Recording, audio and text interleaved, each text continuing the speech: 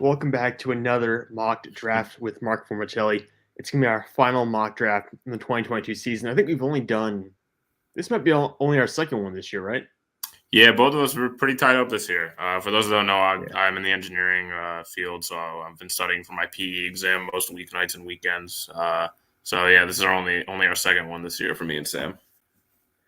Yeah, but still, I mean, doing it this late, we've gotten almost all the rumors now. So I think we Yes, have the yes. ability. Do we want to do this predictively, or do we want to do it the way we would do it?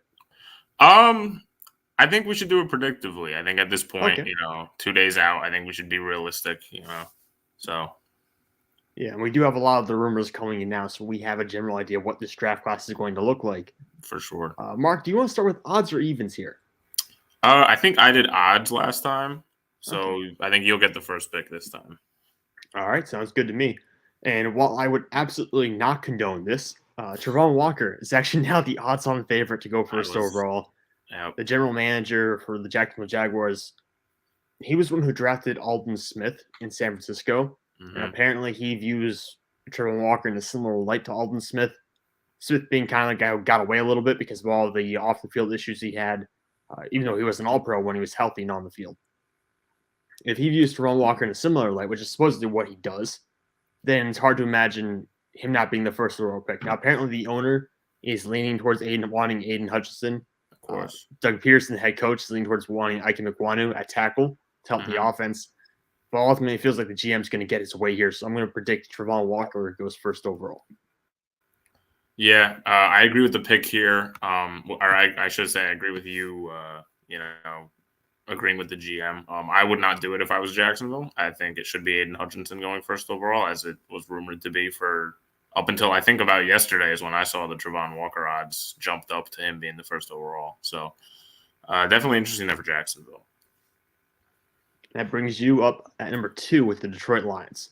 Uh, Easy one here. If Hutchinson really doesn't go first overall, I think he's got to go to Detroit.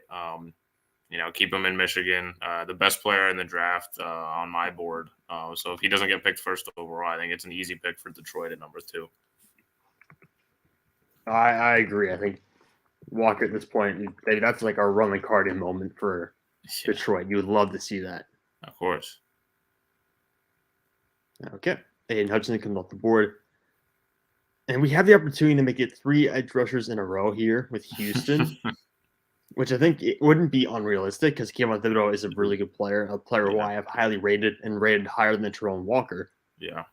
But the rumors lately have been kind of wild. Like Derek Stingley is actually going to Houston is heating up as one of the options here. Really? Yeah, which is a little wild. I'm not totally buying the fact that he's jumping all the way back up that high on the boards. I do know that I think John McClain, before he retired, he's a reporter for the Houston Chronicle. Before he retired, he mentioned that running back was a big need for them. They're not going to take one here, but also edge rusher was a big Yeah. need for them. And while I don't feel very confident in Kevin Thibodeau being a top 3 pick at this point, based on some of the stuff that we've heard, it might be all smoke and mirrors, by the way. But Mm-hmm. I mean, similar thing with Micah Parsons last year, where the guy dropped farther than he probably should have. Right. I'm going to take Kevin Thibodeau here, but I'm going to say I'm not totally confident in this selection being what actually happened on draft night.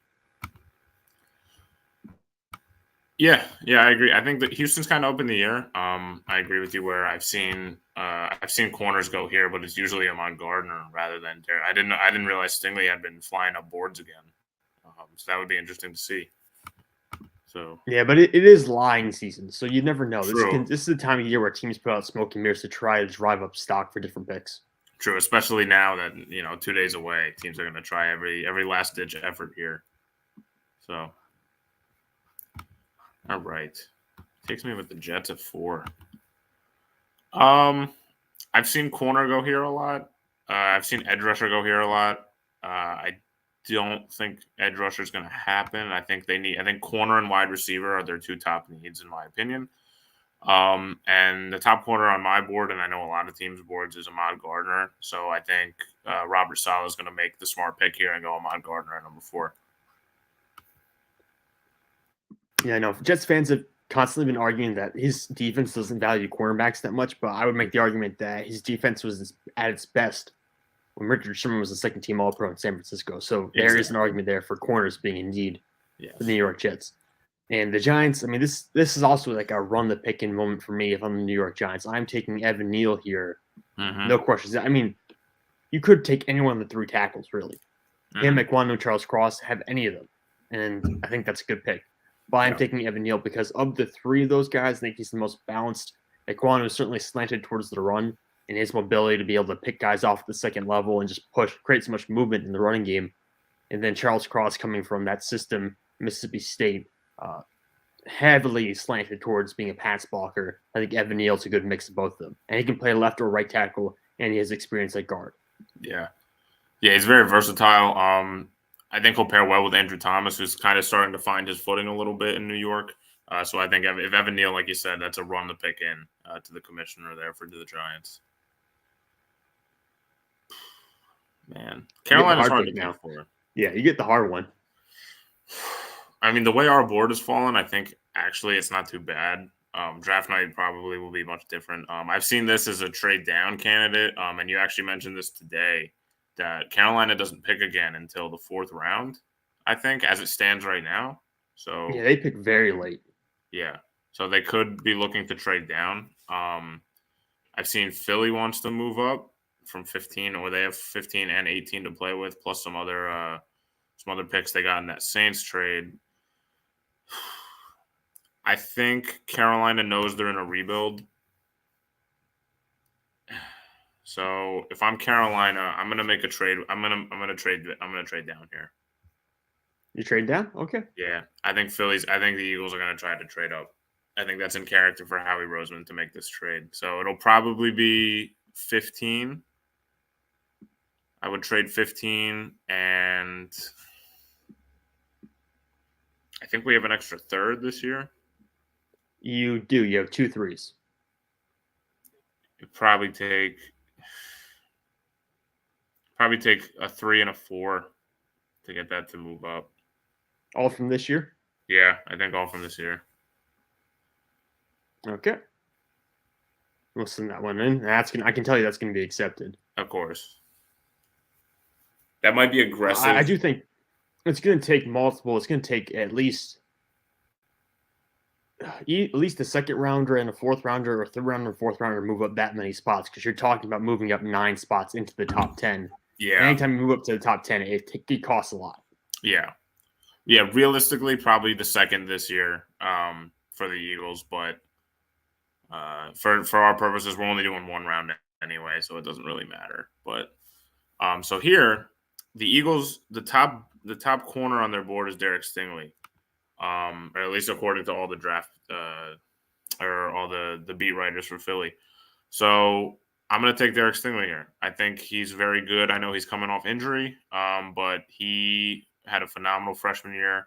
There's character concerns because a lot of people think he just gave up after LSU won his freshman year and then kind of steadily declined. But I think once he gets to the pro game, I think he'll clean it up. And I'm a big fan of his, so I think Howie Roseman will be as well. All right, you have put me in a bit of a bind here at 7 with the New York Giants, because the top 3 edge rushers I would consider being worth top 10 picks are all gone. And I was going to target a corner here, and you have now jumped up the Giants. Just like last year with Devontae Smith, the Eagles jumped the Giants again. Yeah, and now this makes it a bit of a problem for me. Predictively, I do think there's a chance the Giants try to trade down. Mm-hmm. Whether a team will actually be interested in doing that or not is kind of up in the air. I'm hearing more and more that the quarterbacks are going to fall into the teens and into the 20s. And if that happens, then no one's trading up to 7 for a quarterback. So that's out of the picture. Agreed. And frankly, so many teams have 2 picks in this first round that unless you're trading for a quarterback, it really doesn't make sense to trade up. And if you're not going for a quarterback, which, like I said, most teams are not going to be going for one in the top 10, trading up really doesn't make that much sense for a lot of these teams. So looking at the board, looking at how it is now, I do value Jermaine Johnson pretty highly as a borderline top 10 prospect. I could be a push to take him here. But the reality is the Giants have a bunch of concerns at wide receiver right now. They have Kenny Galladay, who did not produce to the level they were hoping for this past year. They have Kadarius Toney, who they may or may not have recently tried to trade. They got Sterling Shepard, who they barely re-signed this year. So I'm going to be a little weird here. and do something I usually don't do. Because predictably, in this instance, if the Giants can't trade back, I think Garrett Wilson, the wide receiver from Ohio State, would be the pick here. I am not a huge Garrett Wilson guy. He's my wide receiver 4, but there are NFL teams that view this guy as a top 10 caliber pick. There are teams that have him as a first round grade, one of the 15 best players in this draft class for some teams. Mm-hmm. And I think the way he'll slant in with the Giants here, they can play in the slot, he can play outside. He'll be a dynamic playmaker alongside an already dynamic playmaker in Kadarius Toney and a field stretcher in Kenny Galladay. And from when Sterling Shepard inevitably gets hurt this year at some point, he can play in the slot in that role as well. So you got a little bit of a dynamic wide receiver group now that you add him to the mix. Yeah, Wilson's not my top wide receiver either. Although I am seeing that a lot of experts think he'll be the first receiver taken. So I think the Giants, they have the most expensive wide receiver room in the NFL that didn't produce last year, so they need some kind of help there.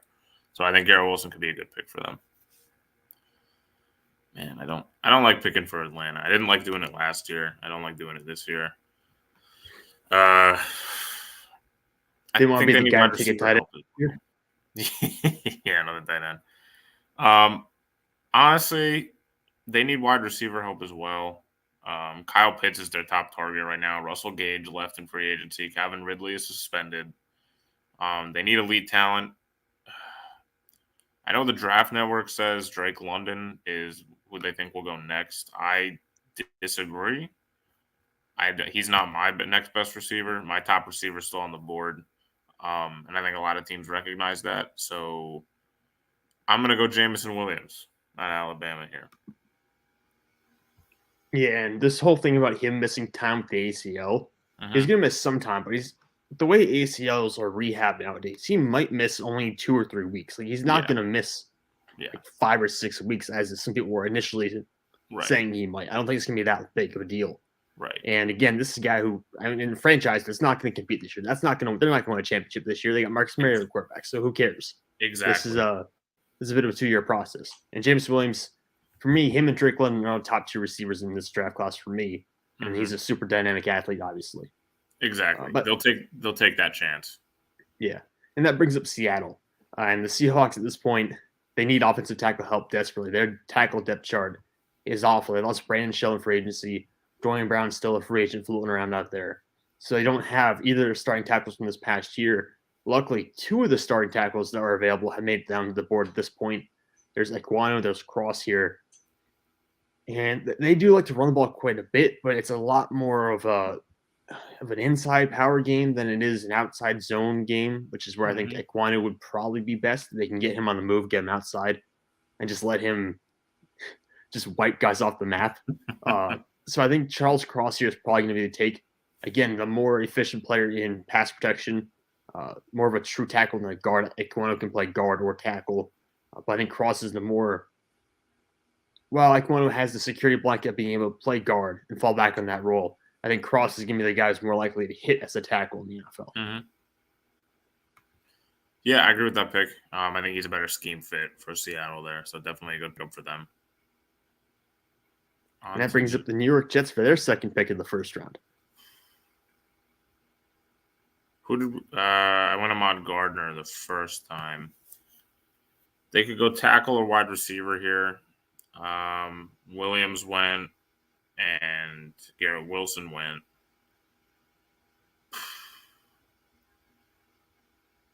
Yeah, I think they drafted, his name is slipping me. They drafted an offensive tackle 2 years ago. Mekhi Becton. Yeah, Mekhi Becton. And I think they need receiver help more than they need offensive line help. I'm going to go Drake London at 10 to the Jets. Drake London is my top wide receiver in this draft class. So over Williams? Over Williams. I like Drake London quite a bit. Wow. I think people forget because he missed the final month of the season with that ankle. I think people forget that he was a shoo-in to be the wide receiver of the year in college football. Yeah, that's fair. That brings up Washington, the Washington Commanders, who may or may not have committed tax fraud at some point in the past year.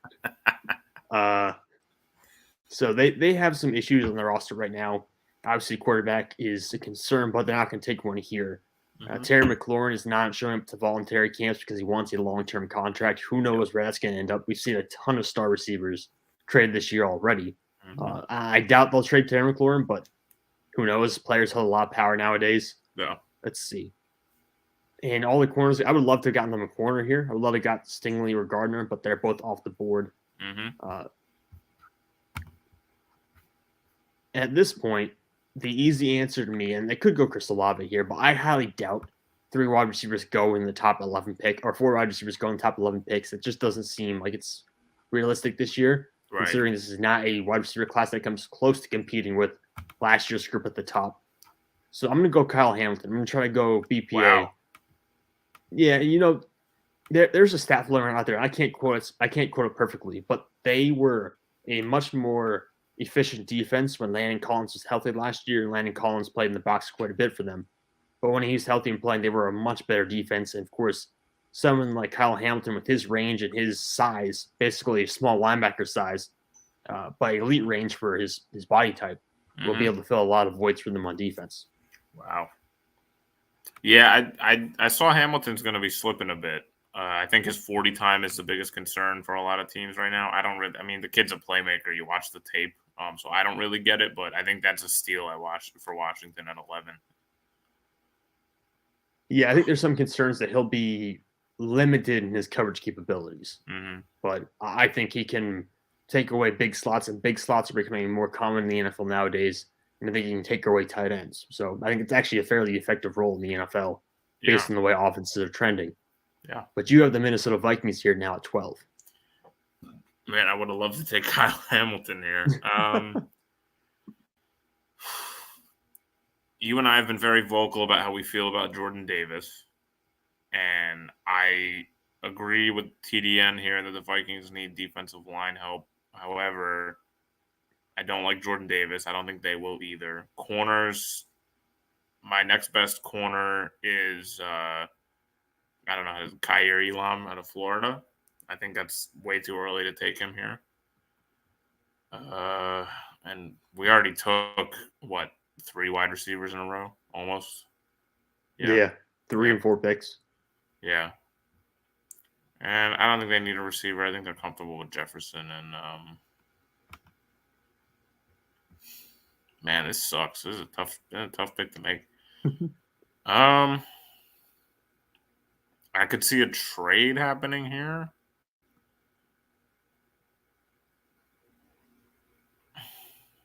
Like, maybe. Oh, man. Oh, wait a minute. No, he's still on the board, I think. Can we go to the edge rushers? I don't think you took him yet. Oh, perfect. Yeah. If Jermaine Johnson is the best player available at this point for Minnesota, I think they have to take him. He's a top 10 pick, in my opinion. And if he falls to 12, I think that would be a great steal for Minnesota. They maybe don't really need edge rushers at this point. But again, best player available for Minnesota here. Jermaine Johnson is an outstanding edge rusher. Yeah, and they do have 2 players in Zadarius Smith and Daniel Hunter who are both coming off of injury-shortened seasons. So and they missed like a ton of games last year, like not missing 6 games. We're talking about missing the majority of the season. So getting Jermaine Johnson would be a big boost for that team. Pretty easy pick for me here. Houston Texans, they already got an edge rusher in Kayvon Thibodeau. I was actually eyeing up Jermaine Johnson, but they already got an edge rusher. By far, the best player available at this point is Ike Mekwonu, a guy who actually could be in play. I think he might have the 3rd best odds to be taken 1st overall in the NFL draft. So the guy who has the 3rd best odds to go 1st overall is available at 13. If you don't take him, you're a fool. So I'm going to take Ike Mekwonu here, a guy who's played guard, who's played left tackle in college. He has that versatility, and he'll be hitting either one of those. He'll be hitting one of those spots in the NFL for sure. Oh, for sure. Yeah, that's a steal for Houston. Man, another one. Baltimore at 14. I usually go Jordan Davis here. Here, I'll help you. I'll scroll all the way down the board, and we'll look in the 200s to see who should we send Baltimore. Yeah, that's who it's going to be. Some out of left field pick for them. I agree they need corners. Their entire secondary was out for a game last year, and Joe Burrow torched them. So you can never have too much help in the secondary.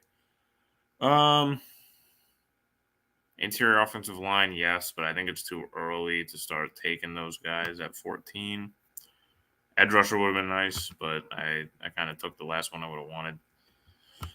At 14, I'll make a little bit out of left field here. I'll call it a center field pick. I'll go Trent McDuffie. I think a lot of teams value him. I don't really value him. I think Baltimore might think that he's a decent player. I think he's too small. His arm size is, I think his arms are pretty short, and he didn't produce in terms of interceptions. But I know he's ranked highly by a lot of teams. So I can see Baltimore making that kind of pick.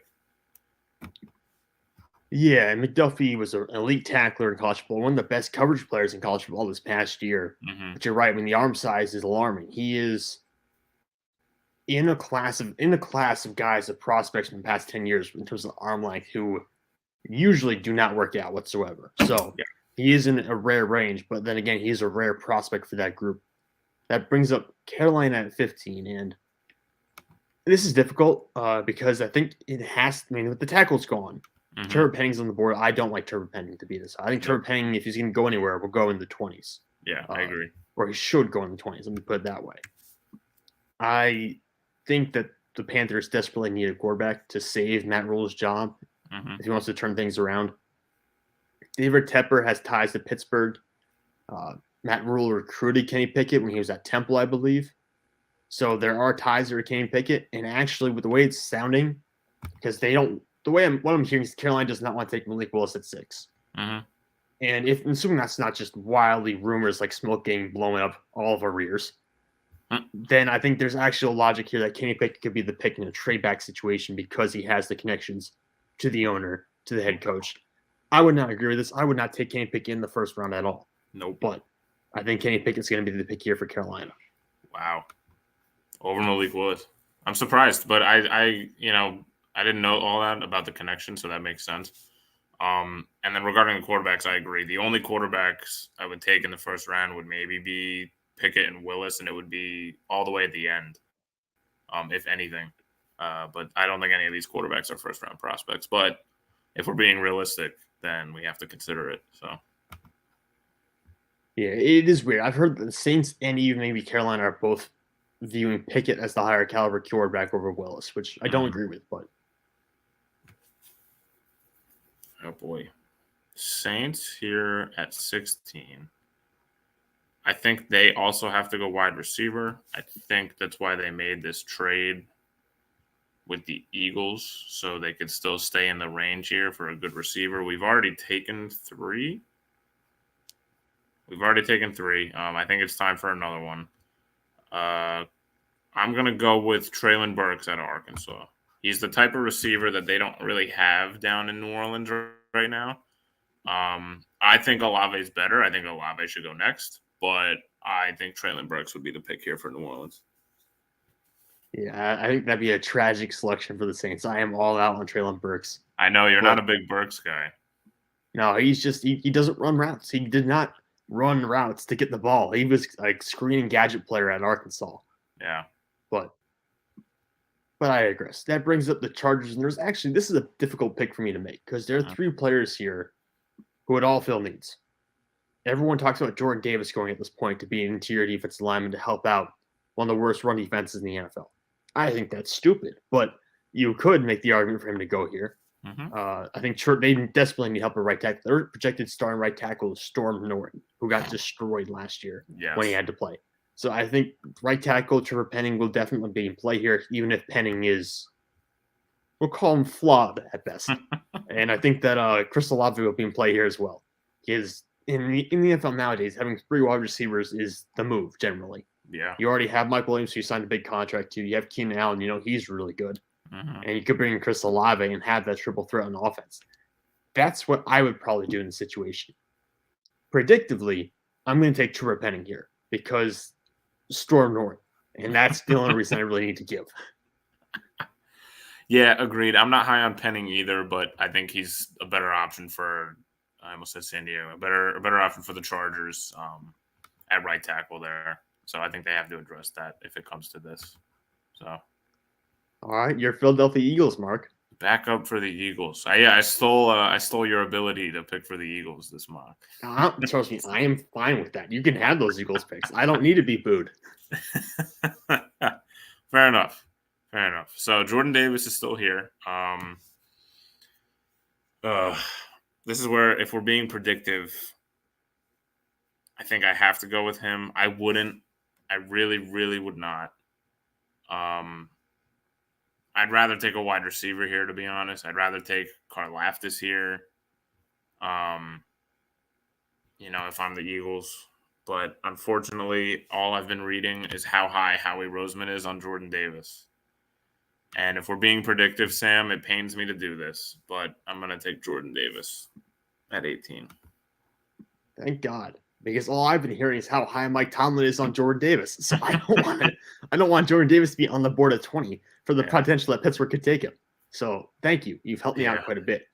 And for the record, you and I have talked personally, but other people don't know. Like, he's a 2-down nose tackle. He's gonna play maybe 40% of snaps at most. And I don't think you should waste 8 top 20 pick on a player like that. You can get a run stuffer who eats up doubles in the 4th and 5th round if that's all you need him for. I could be wrong, and I'll gladly eat my words if Jordan Davis turns out to be this phenomenal player that everyone thinks he's gonna be. I just don't see it, and I know you don't see it either. So it doesn't bring me joy to make that pick, but I think it's being realistic. Yeah, we voiced that opinion on Eagles Reddit, and it went over pretty well. I voiced that opinion on Pittsburgh Steelers Twitter, and I got ratioed for it. So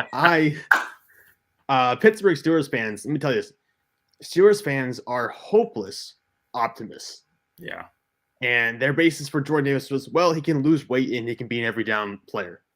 And I'm like, that's such a projection to draft the guy who's never, who dropped weight, going from the regular season, dropped weight up to the combine to get to where he was. Now you're asking him to drop more weight to play it doesn't make sense. No, it makes no sense. Hopeless. Someone tried to compare him to Cameron Hayward and spell Hayward's last name incorrectly. So I was less than thrilled with that day on Twitter. But that brings the Saints up for their second pick. You already dealt with the wide receiver need to get in Treylon Burks.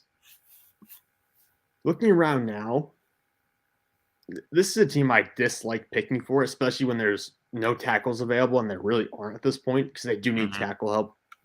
But picks 16 and 17 have really kind of wiped my best targets off the board for me. There's 2 prospects I'm looking at. One is Malik Willis, because I think they might make their own quarterback, but I do really think they believe in Jameis Winston. I do think they have a lot of faith in him to run this offense. And so I'm actually going to go a bit of a surprise pick here. This is probably the earliest I've ever mocked this player. I'm going to go Dexton Hill from Michigan at 19. Yep. Because he's a very versatile defensive back. He played primarily slot corner for Michigan this past year. So primarily a slot corner. Most people view him as a safety. So he's elite versatility. CJ Gardner-Johnson is going to be a free agent this coming year, or next year, technically. You're going to have to replace him. He's obviously a very versatile defensive back. And I think the best way to go about that is bringing in Dexton Hill. Yeah, I like Dexton Hill a lot. I've seen him mocked higher and higher now. A lot of experts have him inside the top 20 or at least the top 25, which is rare for 2 safeties to go that high in the first round. But I like him. Like you said, he's a versatile player. So all right, Mark, you're picking for Pittsburgh. I'm not. I'm actually going to propose. I'll give you picks 20 and 21. Or I'm sorry, you did 19. So I'll give you 20 if I can do 21 and 22 back to back, and then we'll go back to the normal order. Deal. Yeah. We can do that. Because I'll tell you right now, I would take Malik Willis if I was picking for the Well, I can tell you right now, if we're doing this predictively, I think the predictive pick has to be Malik Willis, understandably, because the front office has met with him every opportunity they can meet with him possible. They met with him multiple times, and at this point, it feels like Malik Willis, Jordan Davis, those 2 guys are people who I'm going to be disappointed again this year. Pittsburgh does not hide their intentions well at all. Pittsburgh last year, going into the draft, 2 days before the draft, had said they were going to draft Najee Harris if he was available. And what happened? They drafted Najee Harris. And they love to draft guys who are not necessarily proven players. They love to draft guys at positions that they don't really, or a positional value doesn't match. This, of Mhm. course, quarterback positional value is very high, so this would be okay with that. But I don't know. They are a very old-fashioned scouting team, Mm. and I can tell you right now they're going to like Malik Willis, and if he's available, they're probably going to take him. So predictively, I'm going to put Malik Willis going to Pittsburgh. And it must pain you to click this button right there. Tell you what, it's not Kenny Pickett and it's not Desmond Ritter, so it doesn't hurt as bad as it could. That's true. That's fair. Oh man, yeah. Speaking of, I saw a tweet today that said, it was talking about Mike Tomlin did an interview and he was asked about the quarterbacks in this year, and he said they're very high on them. So again, you brought up that they don't hide it very well. So I think that was your nail in the coffin there. That if any of those quarterbacks are available, it's got to be one of them for Pittsburgh. It's okay. It's okay. You'll get Mitch Trubisky for this year at least. Yeah. Thanks, Mark. Thanks for reminding me about that. I feel so good right now. Oh man. But anyways, you've got two picks here. You've got the Patriots and you've got the Packers. Yeah. Very easy for me. So TDN, if you go to interior offensive lineman, I don't think I wouldn't pick a linebacker. I don't think teams are very high on these linebackers. And the Patriots historically haven't really drafted them in a while in the first round. So TDN has Zion Johnson over Kenyon Green. I disagree. I think Kenyon Green is a phenomenal starting caliber guard who can play both and even get some backup or some swing time at tackle if you need. So I'm going to go Kenyon Green here for the Patriots. He might be a better scheme fit as well. Yeah. Because he's not Zion Johnson's a much better mover. Yeah. But the Patriots heavily rely on big bodies and just blowing guys off the line in terms of creating power running opportunities. So I think the Patriots might view Kenyon Green as a better scheme fit than Zion Johnson. Yeah. And then Green Bay. Green Bay, this is, again, they're running to the podium. If Chris Olave makes it to them at 22, I think they're sprinting to the podium to get that pick in. Dynamic player at Ohio State. And becomes their replacement Devontae Adams. Not saying he's anywhere near the caliber that Devontae Adams is, but in the sense that he's instantly their number one receiver. Yeah, I think easily the best receiver they have. I saw someone try to say Green Bay signing Sammy Watkins was a way to help replace Devontae Adams. I think at this point in his career, Sammy Watkins is maybe not even a guarantee to make certain rosters in the NFL anymore. So I think they definitely need to get at least one wide receiver here. Brings up Arizona at 23. There are some options you can explore here in terms of cornerback. I think Andrew Booth could be on the board here, depending on some medicals, because he hasn't really participated in anything in the pre-draft process. Originally, it was thought, he's going to miss the senior, like the All-Star Bowls and stuff like that, and he's going to miss the combine. He'll do stuff at his pro day, and he misses his pro day mostly. And so I think the medicals are a bit of concern for Andrew Booth at this point, which I think he'll fall into late 20s, maybe even to the top of the second round. But in this situation with the medicals, not knowing everything there, I'm going to take Zion Johnson for the Arizona Cardinals. Wow. They have had some issues in the offensive line. The offensive line is kind of average. Rodney Hudson missed time this past year, and he's really on the downside of his career at center. Zion Johnson showed he was working on performing at center at the Senior Bowl. He's played at different tackle spots as well. He's played at both guard spots. True positional versatility for that player. And you get the opportunity to play him anywhere you really want to if you're Arizona, because you can upgrade on multiple spots in your offensive line. Yeah, that's a surprise, to be sure. I could have sworn you'd go corner there, but I think Zion Johnson could be a good pick for them. You mentioned their offensive line issues on the inside. So, you get Dallas. This is going to be interesting. Oh, God, this is double whammy because I have to pick for Dallas, and I have to give them a player I'm really high on. I think they need edge rusher help. Yeah. They have Micah Parsons, who clearly showed that he can rush the passer and hold the edge down as well. I think they need a true 4-3 defensive end. My top next edge rusher is George Karlaftis. I'm really high on him. I would love if the Eagles did take him. I know the Eagles are high on him as well. I think he's going to be a stud. I think he's very underrated. Granted, he's in a class with a lot of elite edge rushing talent, so he'll definitely get overlooked. But I think he lit it up at the All-Star games for the college football season this past year. So I think Dallas takes him. They keep going on the defensive side of the ball. So I think that's an easy pick for them. Yeah, and Karlaftis is really flown under the radar, like you mentioned, because it is a stacked draft class. You have Tramel Walker, Aiden Hutchinson, and Kayvon Thibodeau all having high odds to be top 3 picks, which has kind of pushed Karlaftis down the board. But I still view this player as someone who's a top. I want to say I had him top 16 or top 15 on my big board. He's in that general range. But I do think there's actual momentum for him to fall into the mid-20s just because he gets pushed down the board. But that brings up Buffalo. And Buffalo's a very weird team to draft for. A draft analyst I know a lot, I've talked to before online about what Buffalo needs. As mentioned, they're probably going to take a running back at some point in this draft. I wouldn't say they'll do it in the first round. They're also looking for cornerback help and wide receiver depth. And just looking at the board in general, the whole board, there are not a lot of guys that like at any of those positions. No. I know they picked up the 5th-year option today for Ed Oliver, their interior defensive lineman, who they drafted in the first round a couple of years ago. And frankly, man, they've added some interior defensive line pieces in the offseason. It's not really a huge need for them, but Devontae Wyatt is here. I think it would be hard to pass on Devontae Wyatt and adding a lot of depth to that defensive line. Their general manager is all in on spending first and second round picks on defensive linemen. He does it all the time. So I think they're going to go Devontae Wyatt here. Yeah, I forgot he was even still on the board.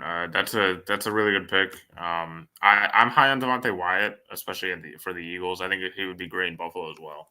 I know there are some concerns for Wyatt, his age being one of them, and his lack of sack productivity. I think he did lead in college football in pressures at one point last season.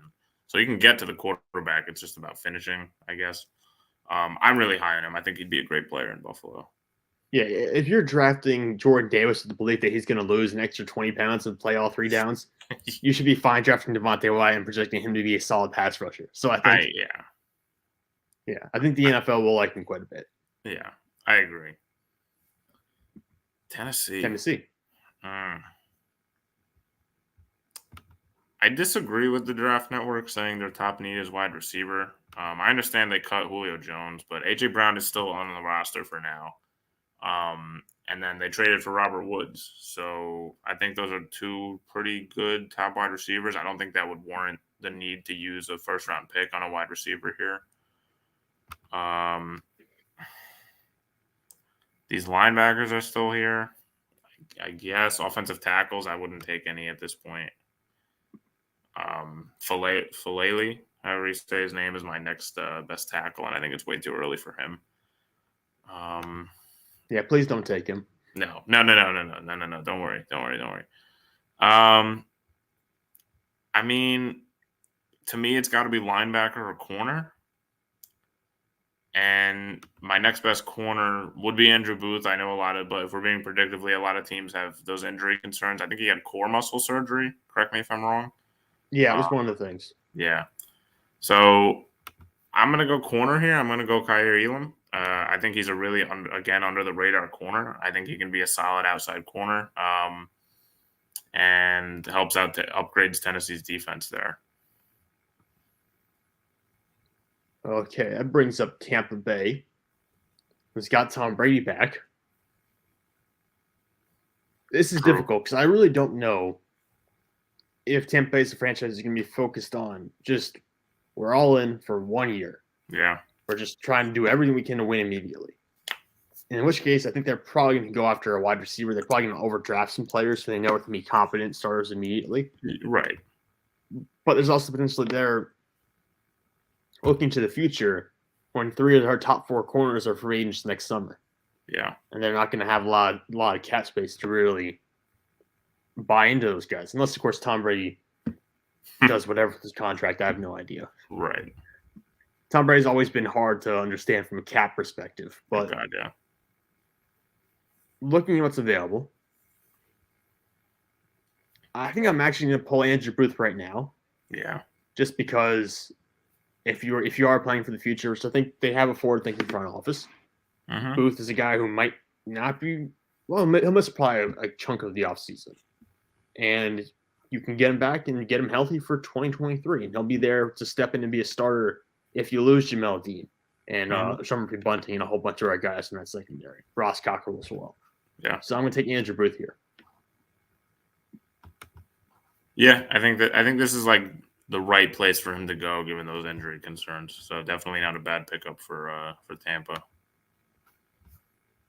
Green Bay is on the clock. Your second pick for Green Bay. Green Bay again. We addressed wide receiver. They got the last, like, what I call them my tier A wide receivers of this class. And Chris Olave there. Defense, they lost Darius Smith in the offseason to their rival Vikings. Offensive lineman, I'm not comfortable taking here. An argument could be made for safety, although I disagree. I'm gonna go Boy Mafe out of Minnesota, the edge rusher. Yeah, a very athletic edge rusher. They've had success developing those players already. They have Rashawn Gary on their roster, who out of Michigan, who was a very athletic edge rusher. Took a couple of years to develop, but was fantastic this past year. I think they view Boy Mafe as potentially a guy who could go on the same path. All right, well, that brings it up Kansas City. So Kansas City basically needs a corner and wide receiver or an edge rusher. It's got to be a premier position. Yeah. And those are the three positions they need the most help at. The corners, I still really like Roger McCreary, but he's probably just going to be a slot corner in the NFL level. That might work for Kansas City if you move L'Jarius Sneed out of the slot full-time and outside and make McCreary your starting slot. Then you could technically work him into the lineup and still get a lot of snaps out of him. Otherwise, I'm not a huge fan of Kyler Gordon in the first-round pick. No. Or Tariq Woolen. I think there's a chance one of those guys gets into the first round.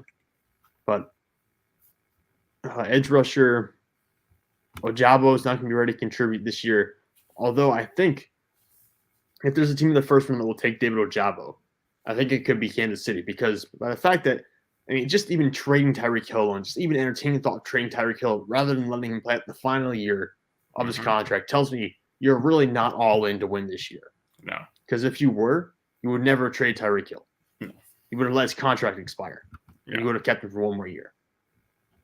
So the front office is thinking forward a couple of years in the future, in which case David Ojabo might be someone who's in play at this position. But I don't want to make that pick because that's difficult. So I'm going to make the easy pick and take a wide receiver and make you make the difficult one. There you go. I'm going to just go and take Sky Moore. Not as twitchy maybe as people are saying he is, but I think he's got really good contact balance. He can run routes and win at all three levels of the field. I think he's a superior player to Jahan Dotson. He might have to play in the slot, which could be a problem. But I think similar to Elijah Moore from Ole Miss last year, he's got a little inside-out versatility. Yeah, I think it's a solid pick. I agree that he's over Jahan Dotson. This is tough for Kansas City. Did they really make two? Did they really make two picks in a row? Yeah. No, I know. I'm just saying, realistically, do they actually? Oh, realistically, do they pick twice in a row? Well, if there are really teams trying to trade back, I think the Chiefs would not be unrealistic to have Kansas City package one of their first round picks, or maybe even both their first round picks, to try to get up towards the top 10 if they believe in Jameson Williams being that kind of game breaking wide receiver. Yeah. And he gets to the back end of the top 10. I would not be shocked if Kansas City just throws both their first round picks at some team. Yeah. Or like a Seattle maybe, and says, hey, we're going to go up and get Jameson Williams, and that's just going to be our first round pick. Because really, that would actually be worth it. That would not be a bad decision by Kansas City. Even if it costs you an extra first rounder, going and getting a wide receiver you're confident in, who can win at all three levels like Jameson Williams and be a twitchy, athletic, after-the-catch playmaker versus trying to get maybe he's worth the first-round pick wide receiver at the back end of the first round. Right. Yeah, I could see that. I could see that definitely happening.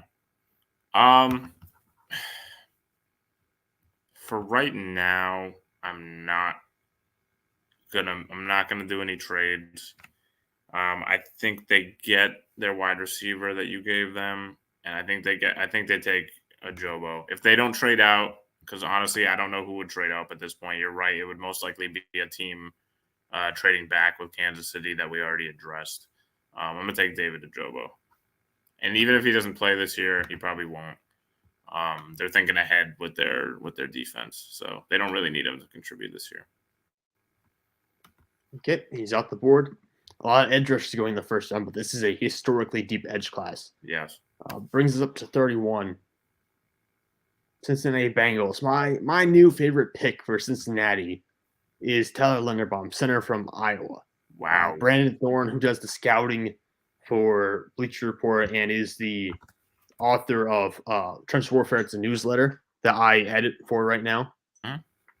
He just posted a video today of him and Jeff Saturday breaking down Tyler Linderbaum. Jeff Saturday and Linderbaum had very similar measurements coming out of college. I got to edit the initial part of that draft, that document before the video. So I know that went out today. Linderbaum is going to be a very successful pro. He's probably the best center we've seen the past 5 to 7 years in terms of a prospect. And they have Ted Karras right now on that roster listed as a center. I think you can play him as a guard because he has guard center positional versatility. So I'm going to take Tyler Linderbaum and play him as the center for the Cincinnati Bengals. Wow. Yeah, I know they just signed Ted Karras this year. Who does he? Yeah, but I think he can play. Maybe he can play him at guard. I mean, they need depth along the interior, anyways. Yeah, they're signing Jackson Carman and Kappa, I think, who they also added. Yeah, Kappa will be a start. Jackson Carman has kind of been unproven. He's out of Clemson, so I followed him last year pretty heavily. He had some weight issues at camp, and then was very inconsistent when he was given playing time. So I don't think he's a shoo-in to be a starter this year. Gotcha. Okay. I like that pick. I mean, I like Linderbaum as a player. I think that'd be a phenomenal pick if Kansas City got him. So, oh boy, the last one of 2022. Final pick. I'd like to hope. I haven't been following Detroit a lot this offseason. I'd like to hope they don't like any of these quarterbacks, and they can continue their tank and maybe get one of the better ones for next year in Bryce Young or CJ Stroud. We got them Hutchinson already. I don't think the only quarterback I would take if I were them would be Ritter, and I don't really. Again, I'd like to hope that they're not high on these quarterbacks, although they have been mocked. I've seen Malik Willis at 2 for them. So put it this way: if I were making this pick, I would pick Lewis Cine out of Georgia, or Cine. I don't know how to say it. I really like him, but if I'm being realistic, and the experts have all seen, I've seen a lot of quarterback at 2. I think if Ritter makes it this far, I think it's got to be the pick for Detroit. I don't love it, but I think it's got to be Desmond Ritter. Yeah, I think this pick comes down really to Ritter or Devin Lloyd from Utah. But we'll put Ritter down for now. I do think that's a fair assessment. That is someone who will be in play for Detroit, especially at that back end where you get that 5th-year contract with that final pick. So yeah, gonna save this real quick. A lot of no line. I don't think we picked any linebackers again. I think the same thing with the first one. We had no linebackers go in the first round. Yeah, it's just a hard position to draft for. Frankly, usually I don't feel comfortable with taking safeties in the first round because they almost never go. Right. This is the one year I feel very comfortable taking a couple safeties in the first round. Whereas for the linebackers, I think Devin Lloyd's the scheme transcendent player who can play anywhere. You feel very comfortable with him, even though he's an older prospect. Other than that, I don't feel any comfort with these linebackers in this draft class. No, I agree. But anyways, guys, I'm going to save this so you can have access to it. You can go down if you're watching it past because we're recording this on the 26th. If you watch it at any point past this time, there will be a link down in the description where you can go and view this mock draft for yourself just to kind of recap it. I'll scroll down really quickly so you can see it on the screen and see what picks we made. But I guess we're kind of wrapping up. Mark, do you have any final thoughts on this mock draft or before we actually get to see the draft on Thursday? I mean, this was one of the harder years to mock for, in my opinion, and a lot of the experts agree. It's been all over the place, even as we're 2 days away. Matt Miller, who I follow on Twitter, has said that a lot of teams want to trade down rather than trade up. for this year. So it's definitely going to be a weird. And he said there are players that some teams view in the third round or even the fourth round that other teams view as top 20 prospects. So it's definitely going to be an interesting night on Thursday. I'm excited. The Eagles have 2 picks. I'm praying they do the right thing and that it won't be Jordan Davis, but we'll see. I've seen him mocked a lot, but yeah, it's gonna be an interesting Thursday night for sure. Yeah, I think I saw Matt Miller also say that some teams only have 15 first-round grades this year, Yeah, which is pretty low. Usually, yeah, you have low 20s, hmm but having just 15 first-round grades is kind of rough if you're not getting one of those players. yeah, But exactly. it is going to be one of the more chaotic drafts we've seen in a little while, hopefully. So hmm a little bit of spice there to end the week. Although I really wish it was Friday, Saturday, Sunday. I hate that's on Thursday That's on a because I have to Thursday, stay up. right? I have to stay up the whole night, record reactions to every pick, and then go back to work the next Yep. morning. So it'll be interesting. But any other final thoughts before we wrap it up here? No, I'm just excited. Looking forward to it. Looking forward to Thursday night, and then go Sixers. Hopefully, knock on wood, they can get that done on Thursday as well. It might be It could be a really good or a really terrible Thursday for Philly fans. Yeah, Philadelphia fans, oh my God, the city might burn down if things go the wrong way. Oh man, a double whammy would be terrible. Yeah. But it'd be a little entertaining for me. Just I get to watch from afar as everything And just observe our group chat and as watch us everything go breaks down in down. flames. All But right, but for now, guys, he's Mark Formichelli. I'm Teets. Thank you so much for joining us throughout this draft process. Mark, I really do appreciate you carving out some time. I know you're studying quite a bit, so I do appreciate you carving out some time to do a mock draft again as we kind of cross the finish line here at draft season. So I do appreciate that quite a bit. of course, pleasure's all mine. All right, guys, thank you so much for tuning in tonight.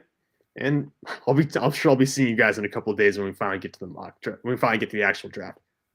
For now, good night, and talk to you all later.